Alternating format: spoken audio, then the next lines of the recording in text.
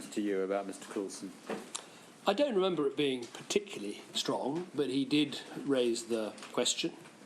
I'd worked with Andy Coulson now for a good period of time. I thought he would do the job well, and so I had no hesitation in recommending him, and that's how I remember the conversation going.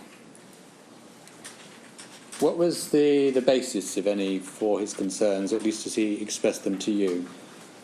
As far as I recall, it was just, there has been controversy about this. Are you, convinced he's the right man for the job? Did he elaborate on the controversy or not? I don't remember. I don't remember the conversation in any great detail. I think it was just he wanted to register the point. Was it part of a wider conversation about other matters, or was it a conversation devoted to this one issue?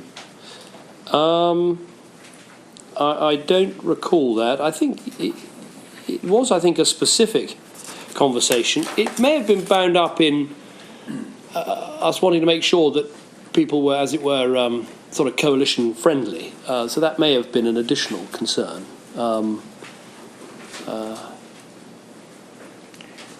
Okay, were similar concerns expressed to you directly by anybody else, to the best of your recollection? Well, there were, some people did have concerns. I can't remember exactly who and when, but as I said, this was a controversial appointment. I've read in some of these books about me a number of people who made these points, but I don't recall many specifics. But clearly, some people did have concerns. Yes. And were they concerns expressed from within your own party? I think there might have been one or two. I think there might have been a specific MP, I think Andrew Tyree, but that's not something I recall directly, but something that has been pointed out to me. But he may have expressed the concerns to me. But in terms of quantity, approximately how many people fall into this group of expressing concerns to you? I couldn't put a number on it, but not a handful of people. I think it would be. Did you have any private conversations with Rupert Murdoch in 2008 and 2010 about this issue? Not that I recall, no. I was very happy with Andy Coulson's work, and I had been planning on the basis that if we won the election, he would come into number 10 Downing Street. And I don't recall any conversations with Rupert Murdoch about it. And Mr. Cameron, you deal with the issue of security clearance and vetting procedures, paragraph 240 of your statement, page 04173 and following. And there's also a letter which is in the addendum bundle we prepared for you under tab 34. It's from the Cabinet Office.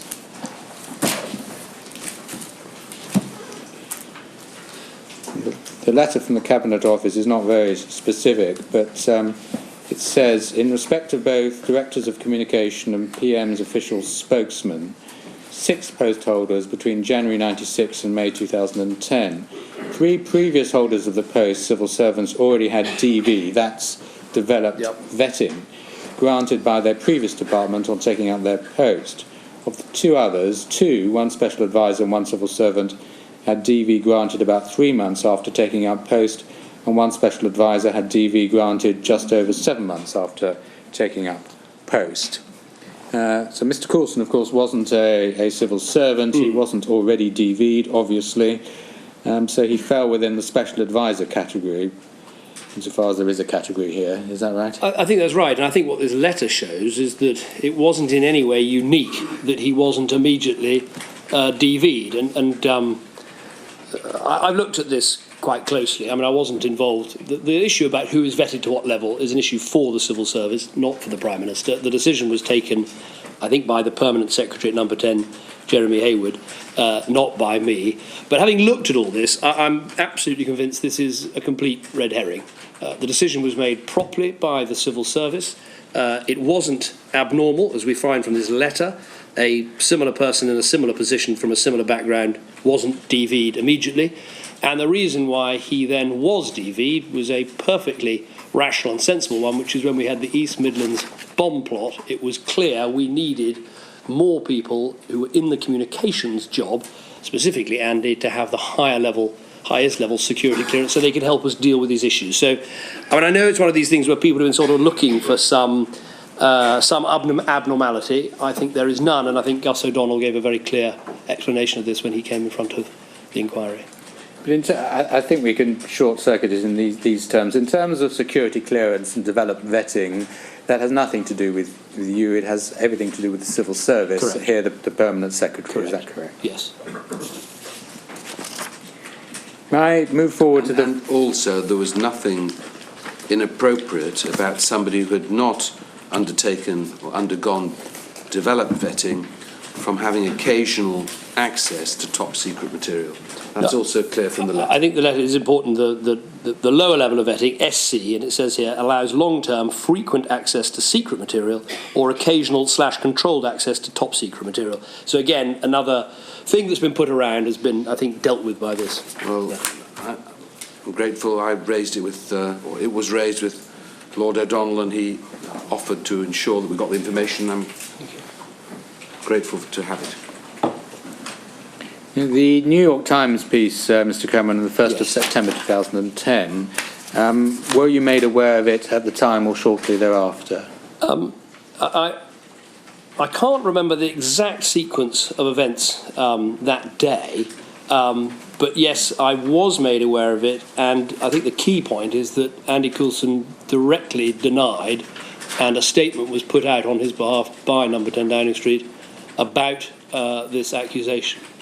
So that, I think, is pretty clear.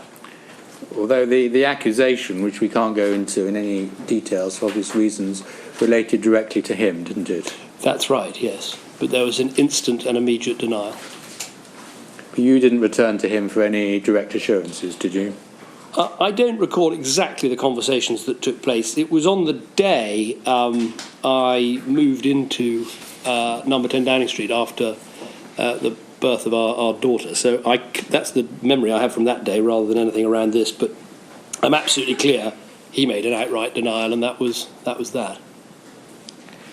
Were you aware that in September 2010, and this is a question coming from another call participant, DAC John Yates had offered to brief you about the nature of the Metropolitan Police Service response to the article in the New York Times? Yes, Ed Llewellyn my chief of staff, who received this offer from John Yates, made me aware of it as he was responding, and he responded, I think, quite properly, saying this would not be appropriate.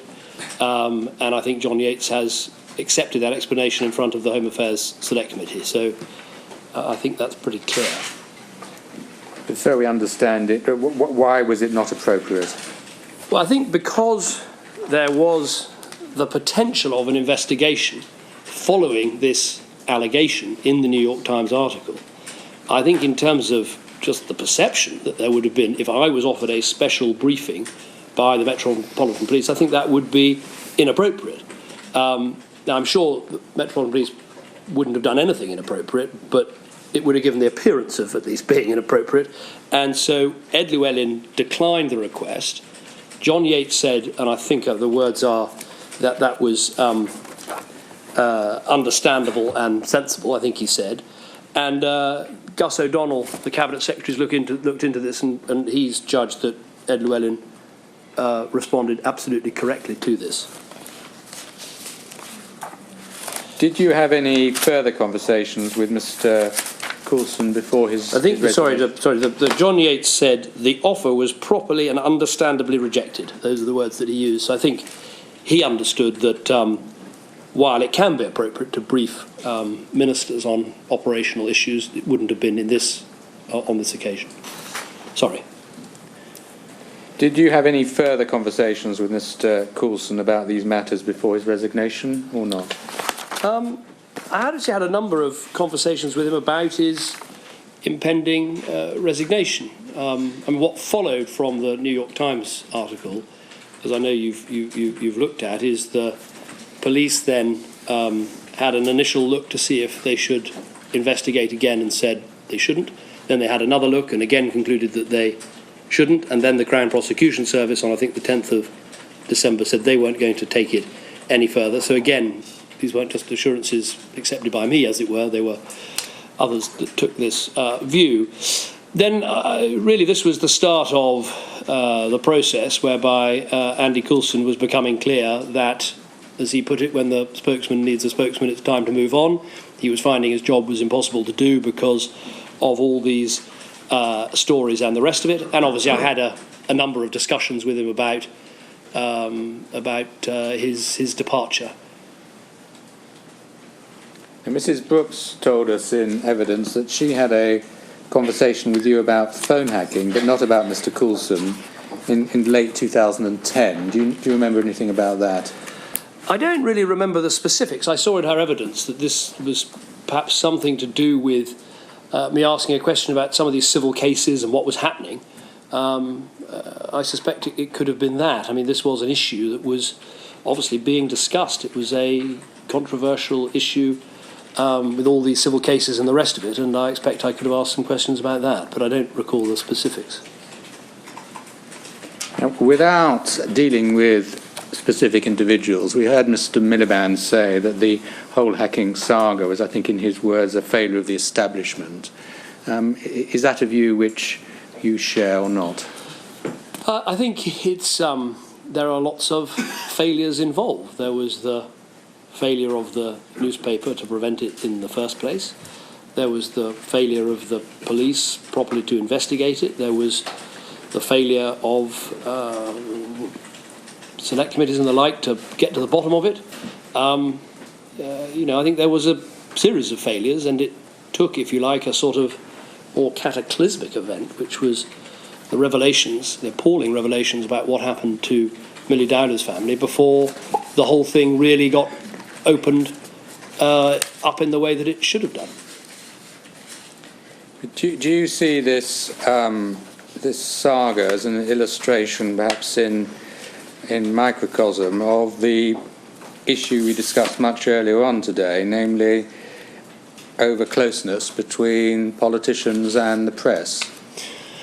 Well, it's difficult, that, because to be fair to Parliament, it did hold an investigation. The Select Committee looked at this. But for whatever reason, neither the Select Committee nor the police nor the Press Complaints Commission got to the bottom of it. And I think, all of those organisations have to ask, well, why not? It's probably right to say that the ball started to roll rather faster when the police and the CPS decided that they would, as it were, reopen the entire case, and so Operation Wheating started.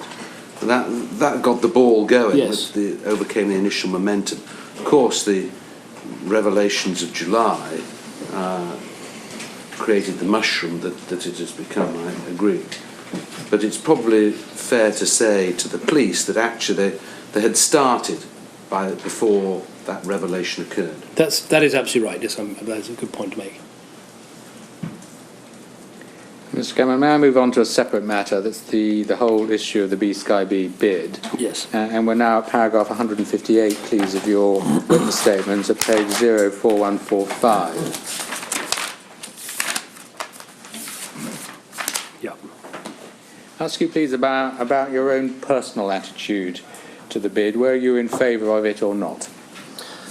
My view about this and about all these sorts of things is, in a free market enterprise economy, you should allow mergers, takeovers, acquisitions to go ahead unless there is a public interest in them not going ahead. So I could quite understand why News Corporation would want to make this acquisition, but there were important processes that had to go through, competition processes, plurality processes, and the rest of it. So that was my view. It was very important that happened.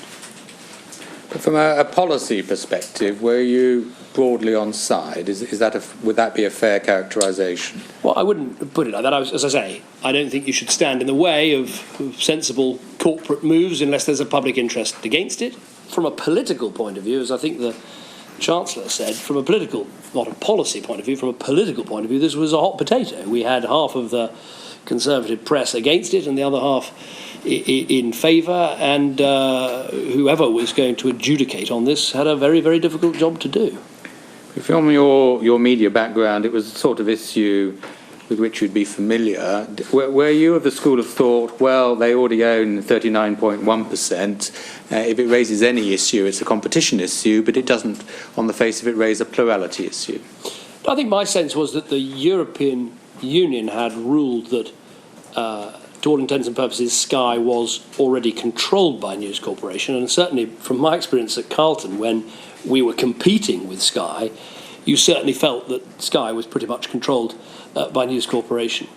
So that wasn't so much the issue. It was, what does this mean for media plurality? What does it mean for the provision of news? What does it mean for those considerations? I think it's very important they were properly gone into, and that in the end is what happened. Do you recall having discussions with Mr. Osborne about these matters?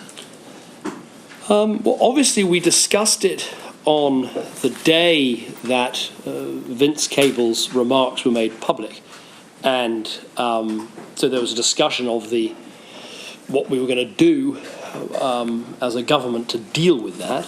In terms of other discussions, I don't recall any, but we discussed lots of things, so I wouldn't be at all surprised if we hadn't talked about it in passing. Now, are you sure in your mind that the date of the formal announcement of the bid, which we know to be the 15th of June 2010, was the first you heard of it? That is that's my recollection. As I say in my witness statement, I can see there was some press speculation in advance of this, but I don't recall any discussions about it or any knowledge about it in advance.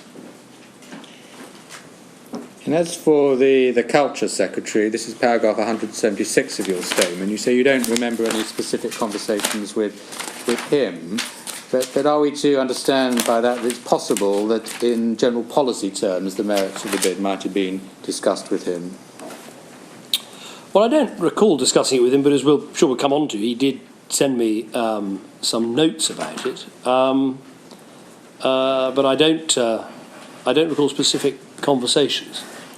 Well, the notes you referred to, there's one of the 18th of June at paragraph 181 at the bottom of page 04151, and you've kindly set out the text of it on the next page, 04152. Yes. That's right. When it's not particularly revealing, he says, I steered clear of commenting on the News Corps' plans to buy out the 61% of Sky they don't own, on the grounds that it was a competition issue for regulators and not for ministers. Well, that of course was right, although there were of course additional plurality issues. It's the memorandum of the 19th of November 2010, which you say... There is, just before you move on from that, I hadn't really spotted this, but it might be worth picking up. But one of the things Mr. Hunt says in this, that it goes back to the issue about whether your view about the BBC changed in opposition to government, following a steer by Nick Clegg sending out signals publicly and private that our rhetoric will be more generous to the BBC than it was in opposition. So that suggests that there'd been discussion about that general topic, presumably as part of coalition discussions. Yes, I think that's probably correct. Although what we actually achieved in government was quite a long-term licence fee freeze, and actually the rhetoric about BBC salaries, particularly the Director General's, that has been very high. I think we've kept that up because I think that's important. I mean, I would say that the note, given that it is a sort of, it was a personal note to me, it's interesting that he says, he steered clear of commenting, competition issue, not for ministers. He was demonstrating the difficulties and dangers of being a minister and dealing with this. At that stage, of course, the bid lay with Dr. Cable and not with DCMS. Yes. On the 19th of November 2010, that, of course, was still the state of affairs. Yes. The private memorandum which he sent to you, we've looked at very carefully already with two other witnesses. But is it the position that it was received on your email system, but you simply don't remember reading it, or what? No, it wasn't received on my email system. As I said, really the notes I get all go into my box. the issue here is I don't particularly remember this note, and crucially, I didn't recall its existence on the day of the 21st of December when we were making this decision. And I say that frankly. Obviously, if I had recalled it, I would have fed it into the system, as it were. But as I'm sure we'll come on to, it's pretty clear from the legal advice we have that that wouldn't have actually made any difference to the outcome. I mean, moving forward then to the 21st of December, we're going to look at the events of that day in more detail in relation to this note. That had you recalled the note, is it your evidence, Mr. Cameron, that you would have drawn it to a lawyer's attention? Yes, because what happened on the day of the 21st was obviously I was presented with a situation I didn't want. I had the business secretary who had been recorded saying something that was, not acceptable in a quasi-judicial position, to say he declared war on one of the participants in this deal. And so I had a problem which I had to deal with, which was, what do you do? And I had a relatively short period of time in which to deal with this issue. And as we went through the process of trying to work out the correct answer, someone raised the issue of what Jeremy Hunt had said publicly because of what Vince Cable had said publicly, and we went and checked his public statements. Now, of course, at that moment, if I'd recalled the private note, we could have put the private note into play as well. But my contention is that what's in the private note is not really different to what he said publicly. Indeed, what he said publicly is more effusive, and I think it is noteworthy that we've now got this witness statement from Paul Jenkins, the government lawyer, who says very clearly, I'm quite clear that my advice to Sir Gus would not have been any different had I seen the note at the time. Jeremy Hunt appears to have been providing his personal opinion to the Prime Minister at a time when he had no decision-making powers in respect of the bid. So I do think, I know this has been an area of great controversy, but my argument is that we reached the decision to transfer that part of Jeremy Hunt. It was suggested by the Permanent Secretary at number 10 Downing Street. It was recommended by the Cabinet Secretary, and it was cleared by the legal advice received by the Cabinet Secretary that's now been clarified even further. So I accept there is controversy, but I think the backing of, as it were, two Permanent Secretaries and a lawyer is quite a strong state of affairs. Okay, we'll come back to the events of that day, but it may be said, well, the reason why you don't remember the note of the 19th of November is that it said nothing remarkable. In other words, it said that which you knew anyway, which was that Mr. Hunt was in favour of the bid. Is that a possible explanation? Not particularly, no. I mean, I think it's unremarkable in that the job of the Culture, Media and Sports Secretary, when he wasn't adjudicating bids, was to stand up for his sector and reflect the views of his sector. And that's exactly what he's doing in this note. But he's adding into it, it would be totally wrong for the government to get involved in a competition issue which has to be decided at arm's length. So even in this personal note, again, he's making clear an understanding of the limitations of what a sponsoring department should do. Yeah, but he's also expressing keen support for the bid on policy grounds, isn't he? Well, he's reflecting the views of a large British media company. And as I say, I think that is part of the job of the Culture, Media and Sport Department is, to speak up for the BBC, to speak up for television production. And the point about BSkyB, whatever one's views about it, is a big British company, a large employer.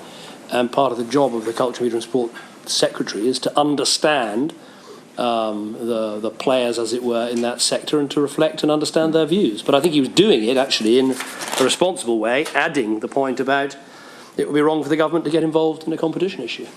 I'm not saying it was inappropriate in a private note to you to express strong support for BSkyB, but that's what he was doing, wasn't he? Yes, the note is there for everybody to see. He's expressing his concern. And I think my point was simply, well, this would not necessarily have resonated with you such that you remember it, because it's, after all, the sort of thing which you knew anyway in relation to Mr. Hunt. Is that a fair observation?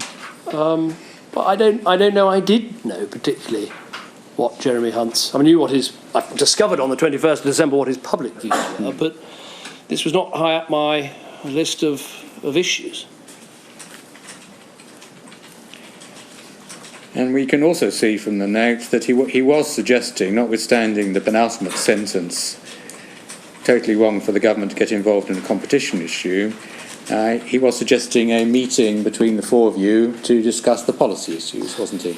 That's true, but that meeting never took place, which I think is important to note. But I don't think there's anything inappropriate about the Minister for a department that covers the media trying to understand and reflect the views of businesses in that sector and some of the policy implications that flow from that.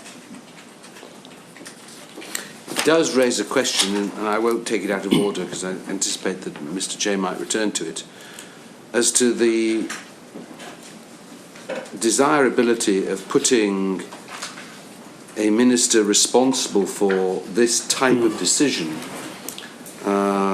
in the position of Mr. Hunt, who had his own views, who developed his own policy, who would obviously have all sorts of extrinsic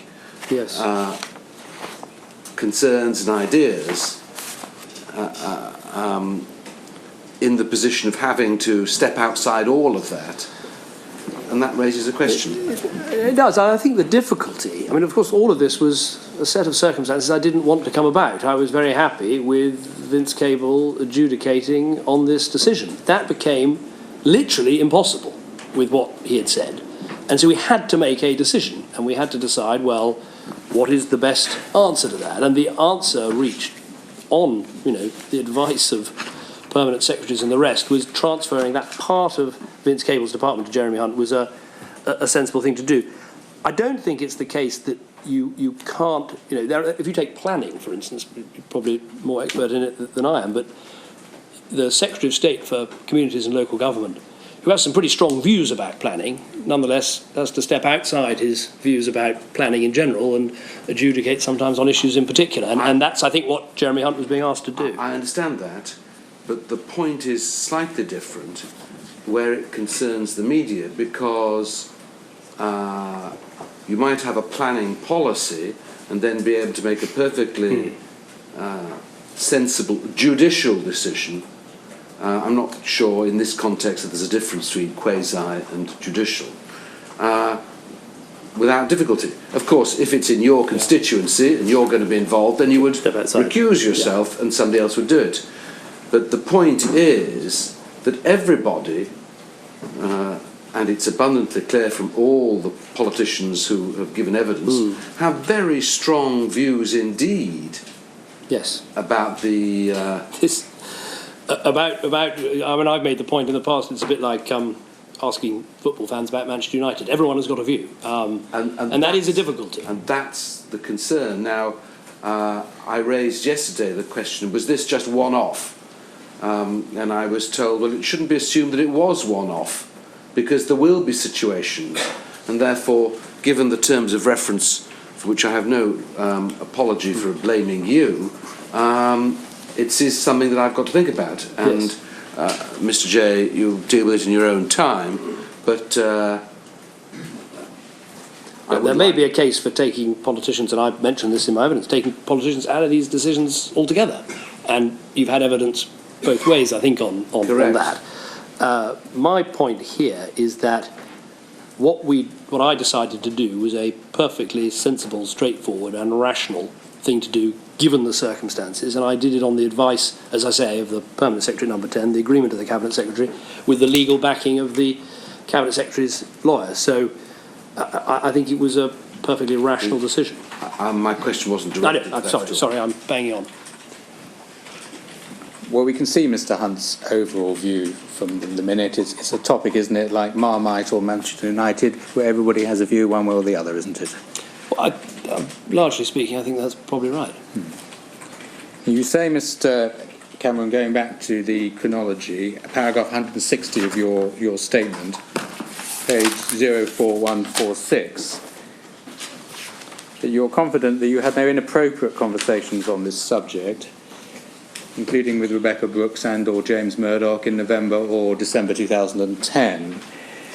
Well, can we start off by taking away the adjective inappropriate and just say whether there were any conversations at all on this subject? As I say here, I can't remember every conversation I've ever had, but the point I'm making here is that partly because I knew this was controversial, I wasn't involved in making the decision anyway, but I'd gone even further than that, as I put it here, recused myself from the decision altogether. I even said that I didn't want to know when particular decisions were going to be made. And that was proved. One morning I woke up and heard on the radio the next stage of the decision. I can't remember if it was undertakings or whatever. And so I was completely out of the decision making. I can't remember every conversation I've ever had with anybody. Nobody can.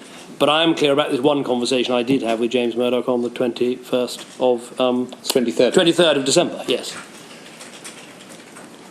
And the gist of that conversation was what, to the best of your recollection? Well, the gist was, as I explained, what Vince Cable had said, albeit privately but made publicly, was very embarrassing for the government. And I wanted to make clear, I think appropriately, that this shouldn't have happened, that it was wrong, and that this issue would now be dealt with entirely properly. And I thought that was quite an important point to make. Now, one of our call participants, admittedly rather late, wants me to put this question. If you're able to deal with it, fine. If not, we'll find another way. And the question is this: why did Downing Street repeatedly decline to confirm the fact of this encounter, namely supper on the 23rd of December 2010? I think what would have happened here is that before we became totally transparent about all these meetings, if Downing Street press office was asked about any social engagement or private engagement, they wouldn't normally answer those questions. And I think that's what happened on this occasion. So they said, well, we don't comment on the Prime Minister's private or social engagements. I think the issue was pressed, and in the end, I can't remember if it was me or someone else suggested, well, come on, there's nothing to hide here, just answer the question. But we're now in a different world where all these sorts of meetings will be declared anyway in the normal way. But at that stage, we weren't routinely giving out private and social engagements. On Boxing Day, I think there was a picnic or something similar. Everybody wants to know about that as well, but only insofar as it's relevant to our inquiry. So was there a conversation about the BSkyB bid on that day? No, I don't think there was. My memory is that Boxing Day was actually Charlie Brooks's sister's house. There was a party. I think Rebecca was there briefly. I don't think there was a conversation about BSkyB. I'm not even totally sure there was much of a conversation at all, but that's my recollection. Okay, so we wind the tape back just a little bit then to the 21st of December. Yeah. We heard from Mr. Clegg yesterday that there was a joint press conference at Downing Street, I think, Mr. Cameron, and it was leaving the margins of that conference that you learned of Dr. Cable's remarks through one of Mr. Peston's blogs or something similar. Is that your recollection? That is absolutely my recollection. I remember walking down the stairs from the first floor of Downing Street, and we'd just done this press conference, and someone telling me that you've got to see these remarks that have come out about what Vince Cable said, and it was quite an important moment because these were important and significant remarks.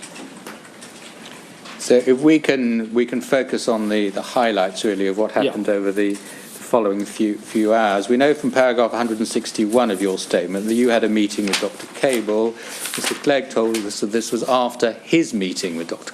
Cable, which would obviously be appropriate. Is there anything material which arises out of that meeting? No, I think what happened, 3 o'clock the press conference concluded. The news then hit the wires. I then had a series of meetings with the Deputy Prime Minister, with my Chief of Staff, with other members of staff, including the Permanent Secretary at number 10 Downing Street, Jeremy Hayward. And we had a series of conversations about, well, what are we going to do about this? Because obviously Vince Cable could not continue adjudicating this bid, but there was a broader question of the damage this would do to the government, the damage it would do to our reputation of dealing fairly with business and all the rest of it. And so there's a conversation involving all of these people, and then also involving the Chancellor, who, as he said, would have been coming over to the 4 o'clock meeting at number 10, about what steps to take. And there was a pretty wide-ranging debate. Jeremy Hayward, I think it was, who made the suggestion about moving the part of the department across to Jeremy Hunt, and that I thought was the neatest and most straightforward way of dealing with this issue. But was he the originator of that idea, to the best of your recollection? To the best of my recollection, yes, that is my memory. So it wasn't a politician, was it, who came up with the idea? No. It was a civil servant. No, it was a civil servant. And did that idea immediately attract you? I thought it was attractive because, as I say, I was facing a difficult situation. Vince Cable is an extremely good business secretary, very leading member of the Liberal Democrats. We're in a coalition. I want the government to be coherent and to work well together. He's the second most sort of important and significant Liberal Democrat. I didn't want to lose him as a colleague, but I had a problem. So I was a Prime Minister in search of a solution. And this seemed to me a relatively neat and straightforward solution. And as I say, I think we did consider the issues around it. Well, according to a text message which we've seen from Mr. Osborne, the solution, as he put it, had been alighted on by 16:58 that afternoon. So the subject, of course, to legal advice, which we'll come to, it appears as if the decision was made rather quickly. What was the reason for the haste? I read this in some of the evidence that was, or perhaps it was your line of questioning. The haste was that it was 3 o'clock in the afternoon. The business secretary had said something that couldn't stand. This was a major problem for the government. And in this 24-hour news environment in which we live, you cannot just spend hours or half days working out what you're going to do next. You need to come up relatively rapidly, not over hastily, but relatively rapidly, with a good answer. And we took a good 2 hours, I think, in discussing the issue. And then I met with Vince Cable, and we made the announcement. But I don't think it was particularly rushed. I think we had to make a decision relatively rapidly. This was a very important issue, and our reputation for competence, for not dithering, and for dealing fairly with business was at risk. But in a bygone age, perhaps, this sort of decision would have been made in a more reflective manner, perhaps by the following morning or the following afternoon, but almost we're the victim of the relationship between media and politicians. 24/7-hour news cycle, you're forced to jump in the deep end with this sort of decision. I'm not saying instantaneously, but within a couple of hours in an area which is, on anybody's view, sensitive. I think is that a fair observation? I think that is a fair observation, but I could perhaps give you examples where governments have been slow to take important decisions like this, where it really affects the wider reputation of the government. The legal advice, I think, was sought after the solution, inverted commas, which Mr. Osborne referred to, had been decided on. Is that right? That's not my understanding, in that my recollection is that we were having this discussion, the solution was suggested, I was attracted to the solution because Vince Cable had got himself into trouble by what had been reported publicly. Someone, I can't remember who, said we must check the public statements of Jeremy Hunt, and that took place, and there was a legal view expressed before the decision. But I will check that. I definitely asked the Cabinet Secretary's view, and my memory is that he sought legal advice. But we now have even more legal advice, as it were, which is this witness statement from Paul Jenkins. We get some sense of when the legal advice started to be obtained from tab 52, Mr. Cameron, which is page 08108 of these files.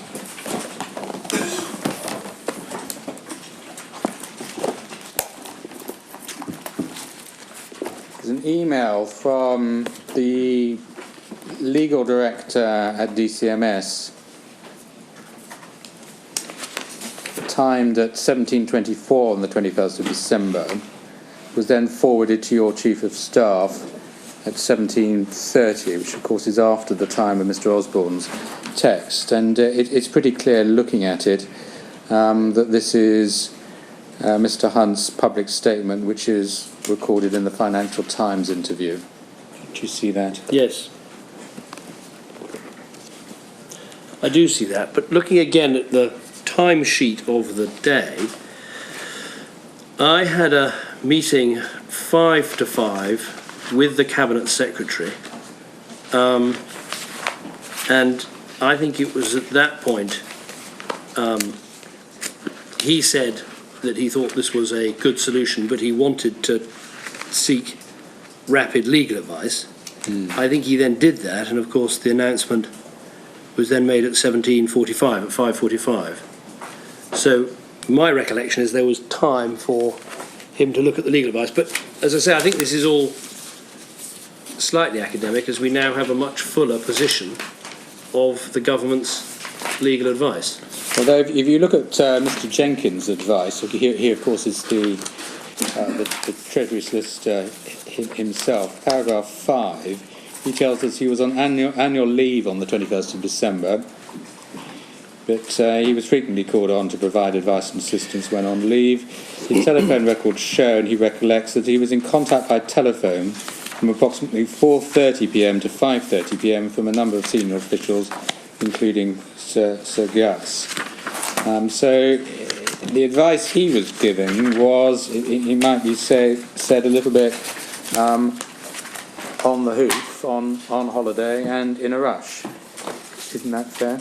Well, I'm not sure that is particularly fair. I think he says, and we've now got this evidence from Paul Jenkins, and he says, my telephone records show, and I recollect, I was in contact by telephone from approximately 4:30 to 5:30 with a number of senior officials, including Sir Gus, dealing with the issues arising from the publication of Dr. Cable's comments. He then goes on, paragraph 9, I was provided with the gist of the comments made by Jeremy Hunt by Sir Gus over the telephone. For the reasons subsequently stated by Sir Gus in his note to the Prime Minister the 22nd of December, I advise that the comments that I was made aware of did not, in my view, constitute a legal impediment to Jeremy Hunt discharging the Enterprise Act 2000 functions in relation to the bid in a proper manner. So that would support what I'm saying, which is I met with Gus O'Donnell, the Cabinet Secretary. He said he thought this was a good solution to transfer the responsibilities of that part of the department to Jeremy Hunt. At his suggestion, legal advice was sought.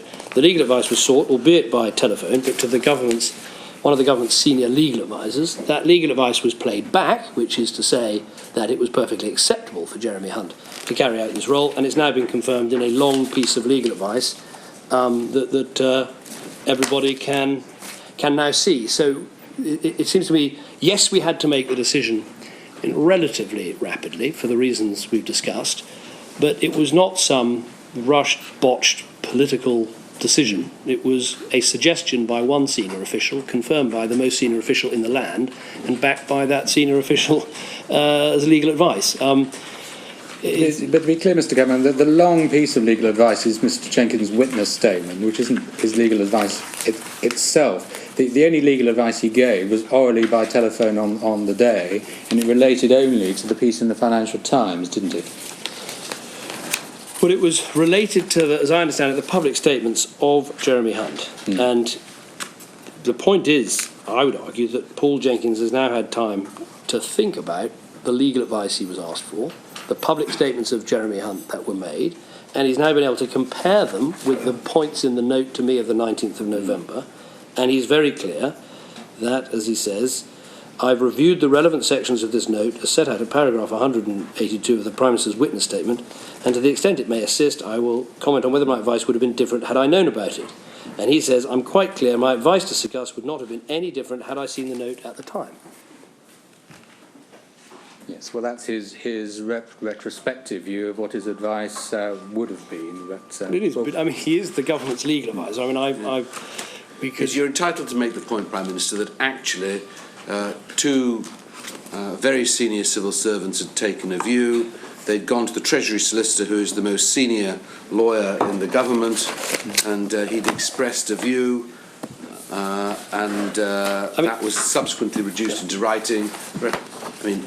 I'm not talking about the statement, I'm talking about in the memorandum that Sir Gus later wrote, and nothing that's happened, or nothing that thereafter has happened, so it seems from this statement, caused Mr Jenkins to change his mind. Yes. I suppose I'd make the additional point, I don't know if it helps, that if anyone had told me that Jeremy Hunt couldn't do the job, I wouldn't have given him the job.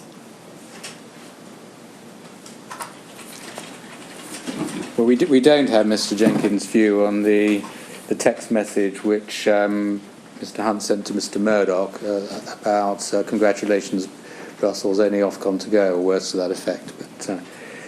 But there we are.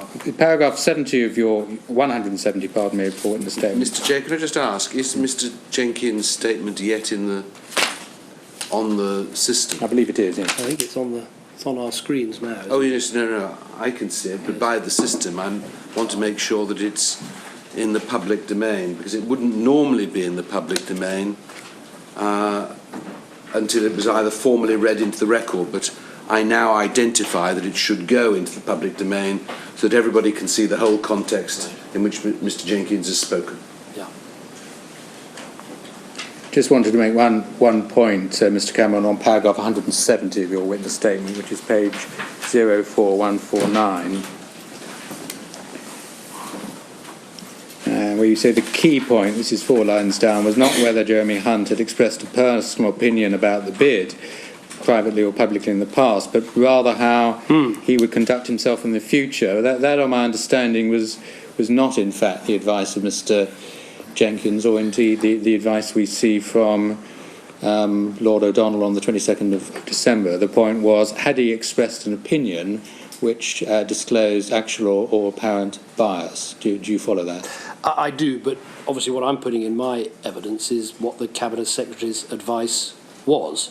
And that key point was, I believe, a point that he made. And I would, perhaps it's not directly relevant to this question, I would argue, backed up by what the Deputy Prime Minister said yesterday, that when you look at how Jeremy Hunt did handle the BSkyB merger, that he did deal with it properly by taking independent advice and publishing independent advice at every important juncture. But Lord O'Donnell's advice, or rather a reflection of legal advice which he received on the 22nd of December under tab 25 of the addendum bundle, was, having taken advice from lawyers, I am satisfied that no previous comments from Mr Hunt of which we are aware constitute a prejudgment of the case in question, or therefore disqualify him from taking the statutory decision in that case. So the issue was looking at what had he said which might disqualify him, not how might he conduct himself in the future. Would you agree with that? I would agree with that. But as I say, my paragraph 170 was written based on what the Cabinet Secretary said. But I'm also very happy with what the Cabinet Secretary says, as you say, in tab 25, I think. 25. I think perhaps I'm happy with either version. Okay. Would you agree that if we go forward in time now to July 2011, when everything, of course, blew up, that for political reasons you were very keen to derail the BSkyB bid to avoid an adverse Commons vote on it? I wouldn't quite put it like that. The point was, with all that was emerging in terms of the dreadful news about the hacking of Millie Dowler's phone, that the public was rightly very angry about what had happened. And while there was, quite rightly, a quasi-judicial procedure taking place, there was a broader issue of the views of the House of Commons, the views of the country, and the need to reflect those. And this obviously was difficult. I've looked back over the statements I made, and what I tried to do, I was in Afghanistan when the story about the Millie Dowler's phone being hacked broke, both what I said then and what I said when I returned to the House of Commons was to try and say, look, we have to follow these processes and procedures that are set out. But I think the way I put it was, if I was running this company, I wouldn't be considering a corporate move. I'd be cleaning up the mess that there is. And I thought that was just about consistent with there being a quasi-judicial process. But, the House of Commons can vote on these issues, can make decisions, and rightly so. You shouldn't try and fetter that, in my view. Mr. Hunt, of course, was still acting quasi-judicially, but in a funny sort of way.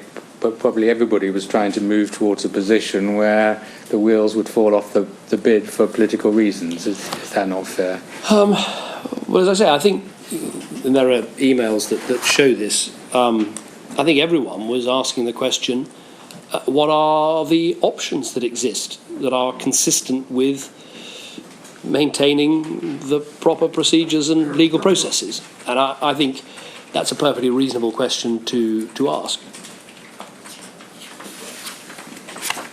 Okay, well, may I move off BSkyB to the fourth section of your evidence now, Mr. Cameron, and this is the area of any lessons to be learned for politicians. I mean, first of all, would you agree with Mr. Miliband's view that the events of July of last year were liberating, to use his word, in the sense that, I paraphrase, Mr. Murdoch's power has already been substantially weakened? I think I'd put it in a slightly different way, that I think because of all the issues that it has raised in terms of press conduct and police conduct and the relationship between politicians and the media, that some of the distance and better processes that are required are already being put in place. Now, as I think, well, Justice Leveson has said, that's not enough just to say, well, lessons are being learnt as we go along. We need to do better than that, but it's a start. I think what he might have meant that whereas before some politicians were operating under a self-imposed constraint that they weren't prepared to speak out against News International, the chains have come off and now everybody feels that they can. I may be putting words in his mouth. I may accurately have caught the sentiment he was wishing to impart. But if I have caught it accurately, would you agree with that? Well, I would just put it my own way of saying is that the debate that needs to take place about how we regulate the press and how including News International and all those titles, that is now properly being had. Now, the transparency, which everybody agrees is a key principle, I think it's clear from your evidence earlier that you believe it's necessary but not sufficient. But can we be clear now, please, Mr. Cameron, what else we would add to the mix to create a sufficient situation? Well, I think there are really two areas here. One is we need to get right the regulatory structure. I think the current self-regulatory structure hasn't delivered. When you reread the press code, it's a great document. It's many of the things we'd want to see, but it just hasn't delivered. So we need to find a way, and I know you're spending a huge amount of time on this, to deliver the sorts of things that are actually in the press code but aren't delivered today. That seems to be one part, and the second part is, I think I was talking about this earlier, is in terms of how governments deal with quasi-judicial processes, the role of special advisors, the contacts that we have with the press when commercial issues are raised. I think there's a set of things that we can do to improve the handling of those issues. So I think those are the two areas I would identify. So I've got down three. The quasi-judicial... Well, one is about the regulatory system. That's obviously the big question. What's the future for self-regulation? How do we make sure it's independent? How does it work? How do we make it robust? How do we make it compulsory? How can we make sure there are proper penalties and the public have confidence in it? All consistent with the free, vibrant, rigorous, challenging press that we want to see in our country. That's set of issues number one. And I think set of issues number two is about some of the processes and procedures where For instance, the ministerial code doesn't really mention quasi-judicial procedures. Well, it needs to. We need to improve that, and I think there's a set of procedural changes, as it were, on special advisors, on quasi-judicial proceedings, and the like, where we can make some improvements in the procedures we have. So sort of, if you like, two sets of issues, but with some subsets. Okay. But we're really on the second set of issues, which I'm putting under the heading of lessons to be learned for politicians. Right. We'll come back to the first set of issues and the fifth section of your evidence. As regards the quasi-judicial process aspect of this, you mentioned possible changes to the ministerial code. Has any thought been given to that already? Well, yes, the first thing is that my asking the Cabinet Secretary has written round to departments to remind them of some of the salient points. But as I say, my understanding is it's not properly dealt with in the ministerial code, and perhaps we can write to the inquiry with some suggestions. I want to consult about that to try and make sure we get it right. And I think also the role of special advisors in quasi-judicial proceedings, I think we need to get that right too. Yes. So what are the weaknesses, the flaws, which may have been detected already regarding the role of special advisors in the quasi-judicial process? Well, I think there needs to be adequate training so that people are properly prepared for what these decisions do and don't involve, and that I think is the main improvement we could make. And I think that both applies to make sure that ministers who may have these decisions to make in their departments have proper briefing about them, and also special advisors as well. And what about adequate supervision of special advisors when they are acting on behalf of their minister in a quasi-judicial process? Well, I think that is important. I think that in terms of the management of special advisors, as I've said, we've made some steps forward already by making sure that special advisors are clear under the code they work for the whole government, not just a minister. We're also looking at the better management of special advisors, both centrally through my Chief of Staff and Number 10 Downing Street, but also making sure they are properly and adequately managed by the Minister and with the advice of the Permanent Secretary. So I think there's some improvements we can make there. Because responsibility for the discipline of special advisors resides with the Minister and with no one else. But ultimately it resides with me. They all, in the end, are there at my appointment. Certainly, but I think the relevant special advisors code places the responsibility with the minister. I mean, theoretically, yes, with you, but obviously you're not going to supervise all these people on a day-to-day basis. Has not an issue arisen, if I can put it in that way, in regard to the supervision of special advisors acting where there is an underlying quasi-judicial process? Yes, I think there has. I mean, I think in this specific case, as you've heard all the evidence, I've looked at all the evidence. As I see it, the Permanent Secretary was aware and content of the role the Special Advisor was playing, but in the event the Special Advisor, the level of contact and the extent of contact was inappropriate, and that's why he resigned. So I think there are lessons to learn from that, yes. There's a question. I ought to actually say generally about this whole, from now on, as Mr. J discusses these issues and the later issues, I'm very conscious that it might be thought by some to be a bit rich for you to have asked me to make recommendations and then for me to ask you what the answer is. But and I recognise that dilemma. But that's not to say, provided you're content, that you shouldn't feel able to identify areas that concern you, solutions that could likely be sketched out.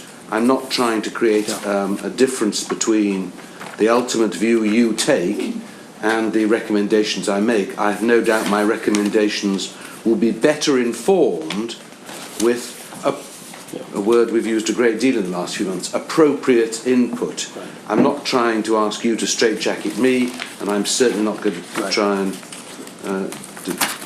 I understand that. What I'd like to do is, I made a number of suggestions on the interaction between politicians and the media, which we discussed earlier, on how we make sure that there's adequate training on quasi-judicial proceedings, and how we make sure that special advisors are properly briefed and prepared for their role.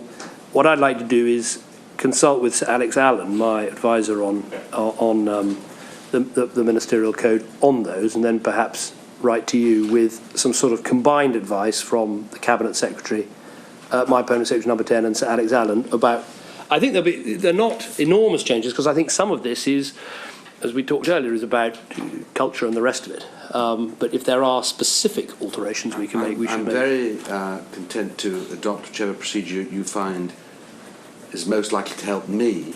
But I mean, I want to make the general point. There's a specific point in relation to special advisors, which I'll share with you, and that is a slight concern that these comparatively young men and women, obviously highly intelligent, devoted to the work they're doing, abundantly clear, I've seen Mr. Smith, unlike civil servants of an equivalent age and rank who have all sorts of mentoring and monitoring and appraisal, it seems that there doesn't seem to be anything in place that really helps. And that's not just for a quasi-judicial question, because it might turn into a different problem in a different context. So I share that concern with you, for you to think about, or for you to say to me, thank you very much, I'm not terribly bothered about it. I'd make 2 points. I mean, first of all, when I was a special advisor, there was, as far as I can remember, no annual appraisal at all, and certainly not by your ultimate appointed person, which is the Prime Minister in his office. And we have introduced annual appraisals, and there is a role for my Chief of Staff to make sure that the special advisors are working in a coordinated fashion for the whole government, and we're going to look at whether we can improve that. But the second point I'd make, which is slightly from the other side, I do think there is a value in having special advisors to this point, which is that special advisors, because they undertake a lot of political work for ministers, they actually make sure the civil service can go on being impartial. You know, there are certain things you can get your special advisor to do on a political front that you wouldn't want to ask permanent officials, because you might be compromising their impartiality. So I'd hate it if, out of all of this, we killed off the idea of good special advisors helping their minister and helping to keep the separation of politics and civil service. Sorry, it's rather a long answer. No, I take the point entirely, and because what you've done is to identify why there is a difference, why there are special advisors and there are civil servants. They do different things, and I'm not saying that the sort of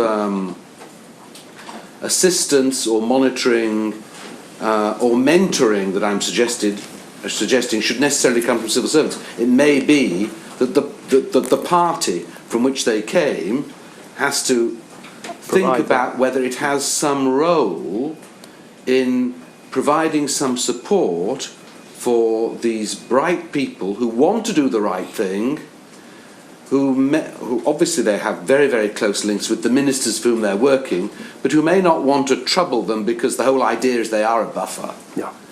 Just to provide some check. Now, this is, you may say, an uninformed, blue sky thought. No, I think it's you've got it. Absolutely, it's those combination of those two things to keep the role of special advisors for the good work they do, and the fact they prevent the politicisation, or help prevent the politicisation of the civil service, but to make sure there's a bit more training and structure and appraisal to make sure they're all pointing in the same direction, which is obviously in my interest, but also to make sure that when it comes to things like quasi-judicial procedures, they have the necessary training to know what they should and shouldn't do. And the support to check if they're bothered. Yes. Yes. Could it be suggested that there may be some sort of a priori objection here, that owing to the good political work that special advisors do, and they are adept, some of them at least, as working as an effective back channel, that those very attributes make them inherently unsuited for operating in a quasi-judicial domain. Do you see the force of that? I can see the point, but I think that I don't see why, if they're following a proper set of procedures and the rest of it, why they can't soak up a bit of the pressure and information a minister would otherwise be bombarded by. I think they can play a role. But that would require them to acquire the same quasi-judicial attributes as the minister. The minister could arguably just about be expected to do so, a person of greater experience, but maybe expecting someone quite junior to do something they're not really suited or trained to do. Is that not a reasonable point? Well, I'm not sure, because part of this role is simply to soak up information from it might be if it's a planning dispute or a merger or a takeover, it's to listen to the arguments that come from both sides, so that the participants feel they've had a say, and I think that you can play that role. Ms. Cameron, you also mentioned about 10 minutes ago the issue of lobbying of the press. Yes. Particularly in areas lobbying of or lobbying by the press? So I think it's always by the press, particularly in areas where they have a commercial interest. They are particularly party-pre, and they have particularly loud voice. It's just whether there are any ideas you could share with us in that respect. I think this is difficult because you know, if you have a note taken of every single meeting, every time a politician meets with an editor, I think it would be a very over-bureaucratic response. The points, I think I mentioned this morning, I think if it's clear that a media business is coming to talk to you about media business issues, then it's appropriate a private secretary is there to take a note.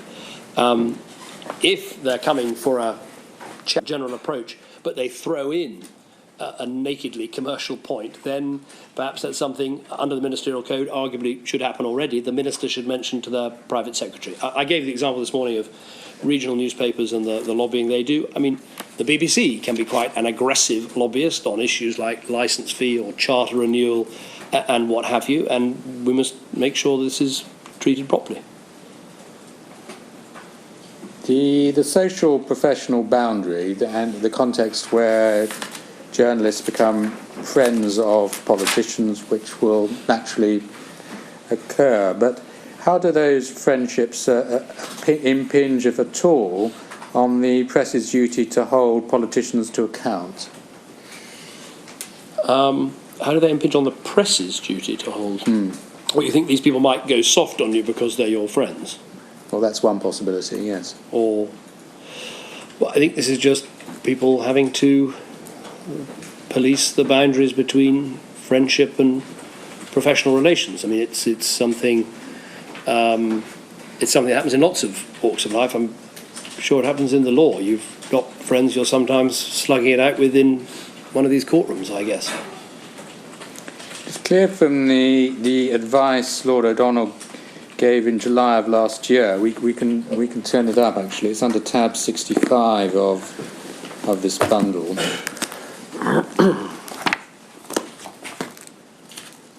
When he was advising you on the ministerial code. Is this in the supplementary set or in? No, it's in the original. I think we've got 63. I can't immediately find it. It's page 05294. No, you're better looking for a tab. I've got it. Yeah, well, I don't immediately have it. Just bear with me, please. So it's in the other bundle. Yes. This is the memo from Gus O'Donnell to me. And this is where... This was about how wide to draw the net of people you should be transparent about. Certainly. It's paragraphs 7 and 8, isn't it, of that advice? It's page 05296, where he addresses these matters. Yes, I think I mentioned this earlier. My view is that if you try and say every time you meet socially, a friend a really good friend who falls into one of these categories or perhaps just below, you have to make a declaration. I think we'll get ourselves into a complete mess, and some declarations won't be made. It'll then come out that A met B. That will be splashed all over a newspaper, and the public's confidence in this system will collapse. So I think the right way of dealing with this is to have what we've set out, transparency about meetings, which is far in advance of anything a government has done in the past, but then to have to make sure ministers have a proper conversation with their permanent secretaries about friends and friendships and jobs that people do, so that they are effectively covered if it then subsequently comes out that there's been some conflict. I think that helps with this issue. I think Lord O'Donnell's advice in paragraph 8 was that purely social interactions with personal friends needn't be recorded, but if there's any overlap with an official role, it would seem unreasonable to, but where there could be any overlap with their official role, I think we should advise them to record the interaction. So that would cover, I suppose, the 23rd of December 2010 conversation you had with Mr. James Murdoch, which, to be fair to you have recorded. Absolutely, he would be covered by this. He would definitely be covered by this. Absolutely, newspaper owners, chairmen, senior editors. I think I was making a slightly different point, which relates to the question you asked me earlier about sort of old personal friends who are somewhere around that level or just below.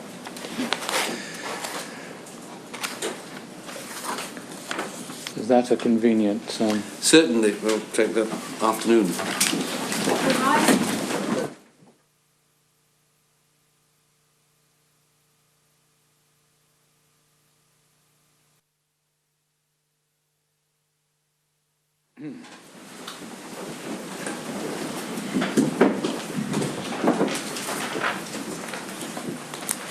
Mr. Cameron, when Sir John Major gave his evidence, talking about the culture, practice and ethics of the press, in an eloquent passage in his evidence, he blamed is the right word, the culture which had been established by those at the top, particularly identified proprietors, without necessarily naming any individual culture. If we're looking at the political culture on this topic, we're obviously looking to those at the top perhaps to change it, because that is how cultures change. So if we can move away from the detail of ministerial codes and SPAD codes and whatever, how are we going to change the political culture? And indeed, I have to ask the question of you, because you're not responsible for creating it, but you have the best chance of changing it. Well, I think that there are the rules that need to change, but a lot of it will be trying to get a proper respect between politicians and journalists, journalists and politicians, trying to create some of this distance that we've spoken about. And I think that's going to be the key to this, but it needs to be backed up by these frameworks and the way we provide transparency and get regulation right at the same time. Well, trying to get it, I'm sure, but how are you going to go about doing it insofar as it's within your power to do so, Mr. Cameron? Well, it's partly how you behave. It's partly, as I said, when I got into Downing Street, I did try to create a bit more distance. I think I need to go back and do that again. And, yes, you're still going to have meetings with editors and proprietors. You're still going to try to get your message across, but a bit more distance, a bit more formality, a bit more respect on both sides, but has to be earned. And the politicians are going to have to do their bit to earn it.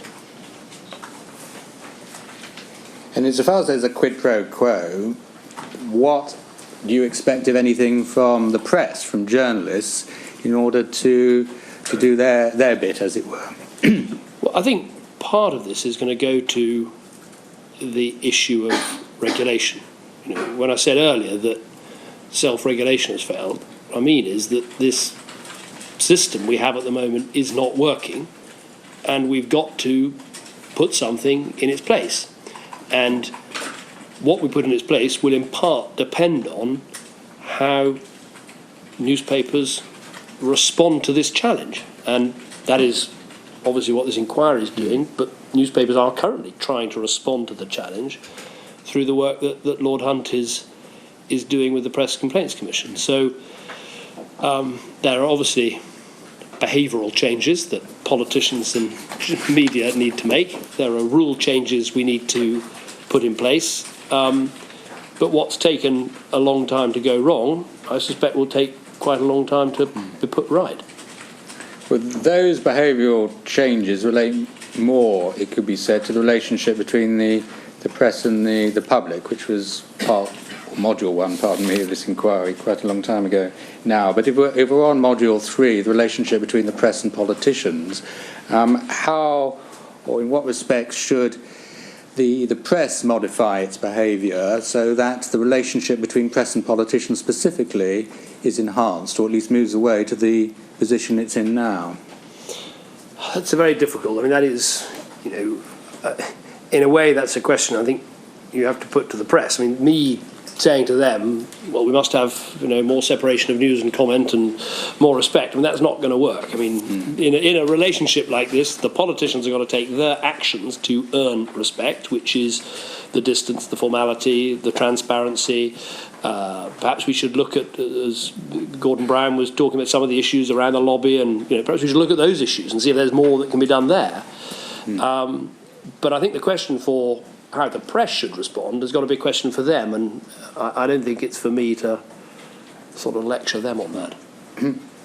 Although the press is very happy to tell politicians how they should comport themselves, but you're not going to turn the Well, I think favour. the responsibility, first of this inquiry and then of the politicians, is to rise to the challenge of putting in place a set of relationships and a set of regulations that are going to work. And in the past, what's happened is there's been a crisis. Someone suggests some changes.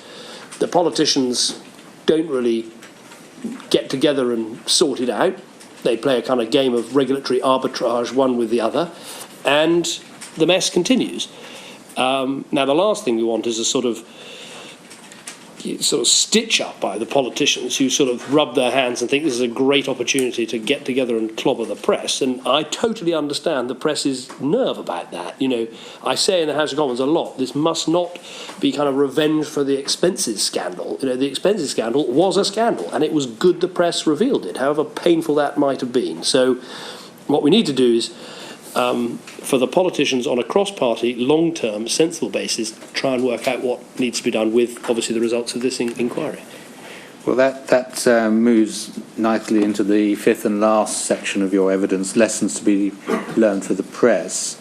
The inquiry has received a vast amount of evidence about the culture, practices and ethics of the press. Obviously, you haven't followed all of it. But do you have any general impressions which you can share with us about the culture, practices and ethics of the press, or a section of the press? Well, I've read, some of the evidence that's been put forward, and frankly, some of that evidence is incredibly shocking. I mean, some of it is really heartbreaking. And the test of a regulatory system is not, does that make the politicians happier? The test of the system is it going to provide proper protection to ordinary families who, through no fault of their own, get caught up in these media maelstroms and get completely mistreated. And the evidence of the Downer family and the evidence of the McCann family is incredibly powerful in that regard. I mean, I will never forget meeting with the Downer family in Downing Street to run through the terms of this inquiry with them and to hear what they'd been through and how it had redoubled, trebled the pain and agony they'd been through over losing Millie. I'll never forget that. And that's the test of all this. It's not do the politicians feel happy or the press feel happy with what we get. It's are we really protecting people who've been caught up and absolutely thrown to the wolves by this process. That's what the test is. On the 6th of July of last year, you explained to Parliament that in your view the PCC had failed. Does it follow from that you believe that self-regulation has failed? Not necessarily. No, I mean, what matters is that the system that's put in place passes a series of tests, in my view. It must be independent and be seen to be independent. It's got to involve all of the newspapers. It can't be opted out of. It's got to have real teeth in terms of penalties that, where mistakes are made and bad practice happens, there are real penalties as a result. It's got to have an ability to get out and find out what happened rather than just have sort of self-reported problems. And if those things can be, and it's got to have the confidence of the public, and it's got to stop, as I said, the scandals that we've seen. If it can do those things, that's the test. Now, I totally understand why the press and people who, like me, care about a free press have a real concern about sort of full-on statutory regulation. I mean, I worked in television where we had statutory regulation. It's a different beast because television, because of its power, because of the limited amount of bandwidth, you've got to have, in my view, regulation for impartiality, and that requires statutory backing, which is what we have. Newspapers are different, and we have to respect that and understand that. So if we can make a self-regulatory system work that is genuinely independent and the self sort of disappears, that would be fantastic. But what matters is the outcome rather than the title, as it were. I think, I've looked carefully at what David Hunt is suggesting. I think he's got some very good ideas there. I think they've got to be rigorously tested as to whether they can deliver independence, penalties, compulsion, toughness, public confidence, and all the rest of it. And I think that's, I'm sorry to have given you this hot potato, but I think that's the test. I don't think you sound sorry about doing that at all, actually. But there are some contradictions in there, because if it's got to involve everyone, and it has got to involve everyone. Yes, absolutely. If it has, then it's quite difficult to see how you can have a system that doesn't have some sort of framework, because any system that is entirely self-regulatory, by use the word self means opting in and opting out. Well, that's why I think this, the word, it can't be self-regulation, it's got to be independent regulation. The question is, does it need statutory backing or not? And obviously, in a free society, it would be much better if we could deliver it without statute. But that's the difficult thing we have to examine. But it must be, as I say, I think the key of the interim stage is how you get there. What we absolutely got to deliver is that it is compulsory, it's got all those things that I said. And I think that's the challenge that you've laid down quite rightly to David Hunt and others. Well, if you can show me how you can satisfy those terms. Well, that's indeed the point, and one could say that one of the concerns, and I don't know how the idea is developed in the months since Lord Hunt and Lord Black outlined it to the inquiry, but a contract with a long notice period has its own problems, because it's not necessarily compulsory. You don't have to sign it, and signing it under the umbrella of this inquiry because of the threat that something worse will happen, it doesn't look as though it's a very good start for a system. I'm not ruling on it, I'm not deciding it, but I'm merely identifying some concerns. Do you feel I share those concerns. I completely understand. And I don't want to be categoric, because I want, this is a challenge that's been laid down to this government. It's not, we have all sorts of challenges we want to meet, but this, I recognise, it's our duty to sort out this set of relationships that have gone wrong. We want to do that. So I don't want to be too categoric today, because I want to throw in my ideas and see your result, and see if with other political party leaders we can deliver a proper change that will serve the country well. I mean, that's the aim of all this. Absolutely. And to that extent, I hope that you, like I, feel encouraged by Sir John Major making the point that the political point that without a consensus this is very difficult. Then Mr. Miliband coming along, and Mr. Clegg coming along. I appreciate you're in coalition with him. Doesn't always mean we agree, but So I hope that you can agree with the same broad need for consensus, yes, and a principled response that in the way they identified it. I can agree with every word of that, and it was particularly important that when I established this inquiry, we sought political consensus on its terms of reference, and I think that consensus is very important. And I thought John Major's evidence about what went wrong with the Calcutt process and the outcome of that, and not being able to deliver the changes, was instructive, and we've got to do better. Mr. Cameron, you've identified certain essential attributes of the desirable system: independence, all newspapers required to participate, real teeth, etc. I think we're also agreed it's also an essential attribute that government should not be permitted to interfere in matters of content, contrast the position of broadcasters. Correct. Is that right?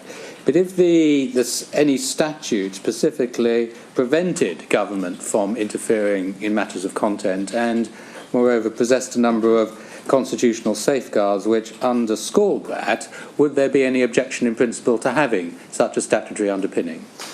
Well, I think as I say, I don't want to commit myself too deeply. I think as we go at this, we have to understand the real concern there is about statutory regulation. That doesn't mean you rule it out, but it means try and make everything that can be independent work before you reach for that lever. But of course, if you had to, the more undertakings, the more safeguards would obviously be better. That would be my view. I think what Mr. Jay is really getting to is not suggesting any form of statutory regulation, but perhaps a system whereby what was required was described by a statute which similarly provided the same constitutional independence for the press that Section 3.1 of the Constitutional Reform Act provides the judiciary. And if I occasionally peddle that particular provision, right, it was because it was an idea I had some months ago, right, which provides the structure onto which a system that is entirely independent of government, of politicians, and carries with it perhaps not serving editors, but those who have got the experience of the industry, as well as independent members, would satisfy the criteria which we've been discussing. Well, obviously, it's not obvious. None of this is obvious. I suppose it could. What are we trying to deliver here? We want to know that if an individual suffers press intrusion, has an inaccurate article written about them, has their life turned around in some way, all these things that have happened, that it really is worth their while going to this regulator, however established, and they know they're going to get a front page apology, they're going to get the newspaper properly brought to book. That's what doesn't happen at the moment. People just feel, I don't have that ability. So what happens is the legal remedies, and this was the problem, I think, with the Calcutt outcome, the legal remedies seem to be there for the wealthy, that they could get redress, they could take out a libel action, hire an expensive lawyer and the rest of it. We want a system that's simple, understandable, that ordinary people can use to get redress.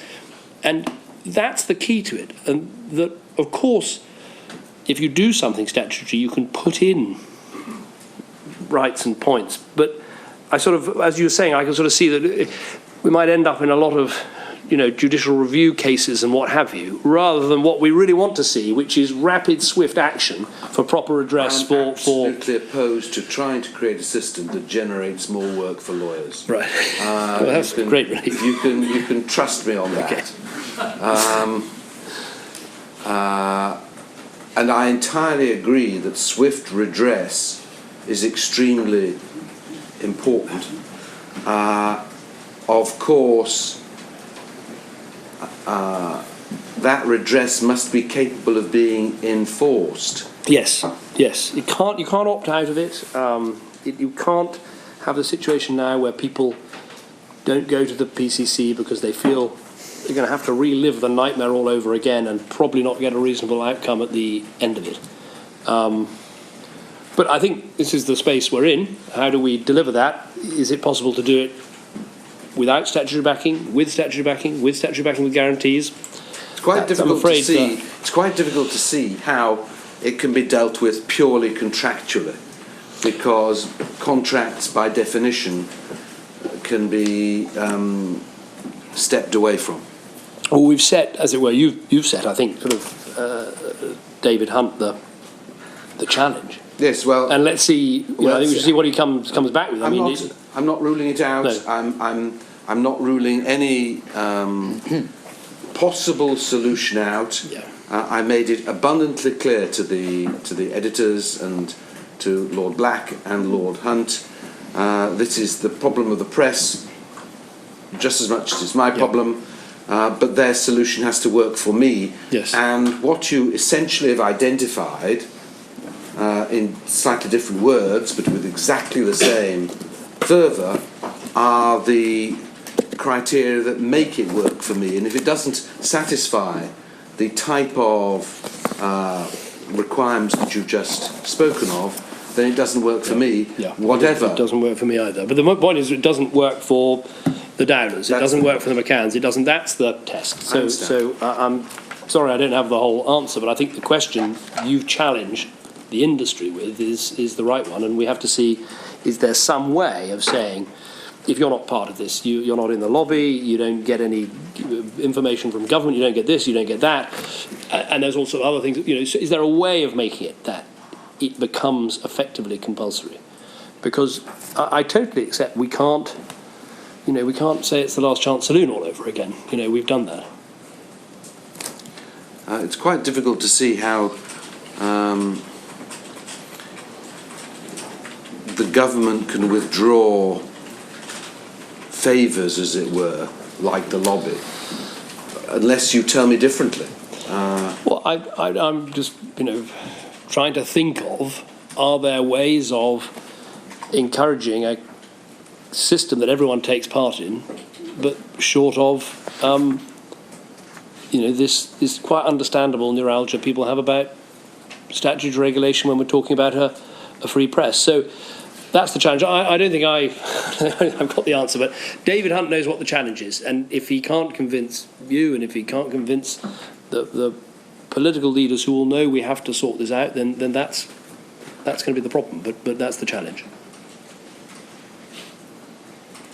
Mr. Gove expressed some views in February of this year about the chilling effect of this inquiry on freedom of speech and the dangers of regulation.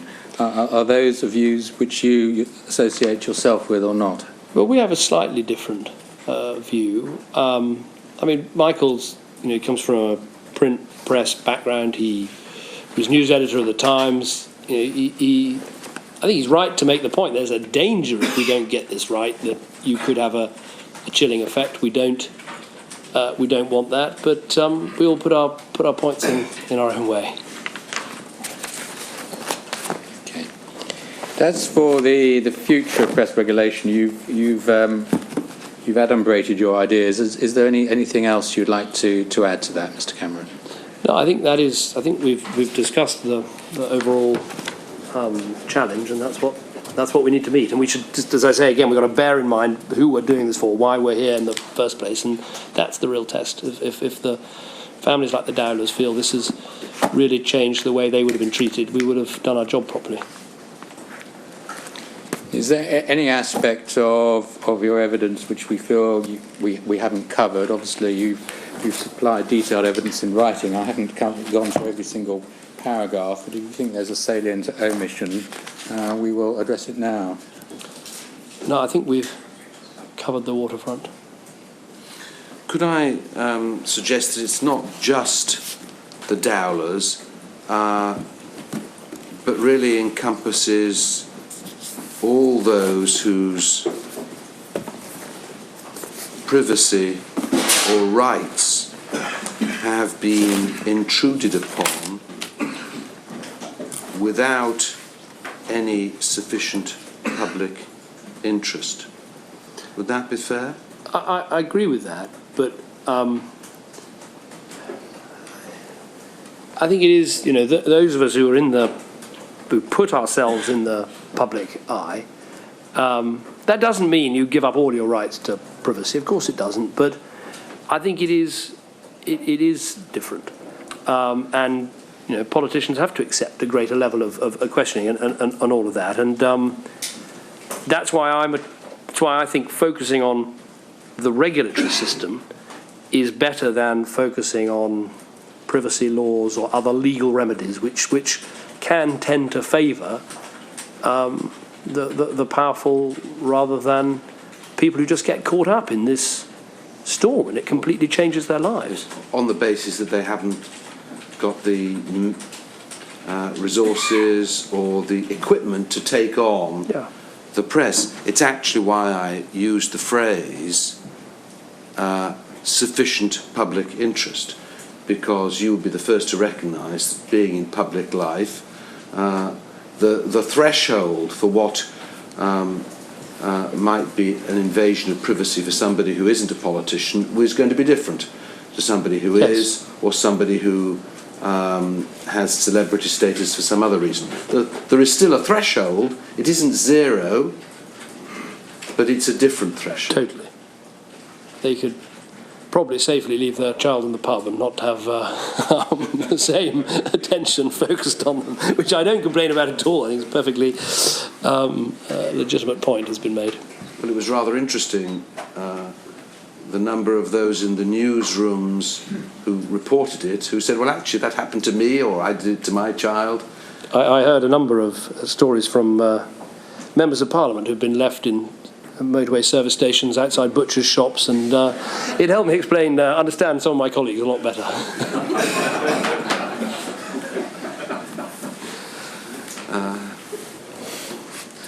I suppose that's a very convenient place to leave it. Prime Minister, you've mentioned that there were some ideas that you wanted to pass to me. I'd be very interested in seeing them, and indeed any thoughts that you might have that you want to convey. I would welcome them, not merely to play back your thoughts, but because it's obviously going to be easier if I have had the chance to consider the possible traps that from my background I might not see, which you, from your different perspective, might well appreciate. Okay, I will certainly do that. Thank you. Thank you very much. Right. Mr. J, what else? Nothing today. We read in the evidence of the Treasury Solicitor, so he can go on today's website. Fine. We're deliberately taking a pause, although we shall return to parts of Module 3 in a week's time, but so that it's understood. It's not so that we can have a holiday. There's a fair amount of work to be done, but it's rather so that we can consider in measured time the very important evidence that we've heard from the politicians, and in particular this week to have had the benefit of 4 Prime Ministers and any number of Secretaries of State puts the onus on getting it right rather high. Thank you very much. Thank you. Thank you. All right.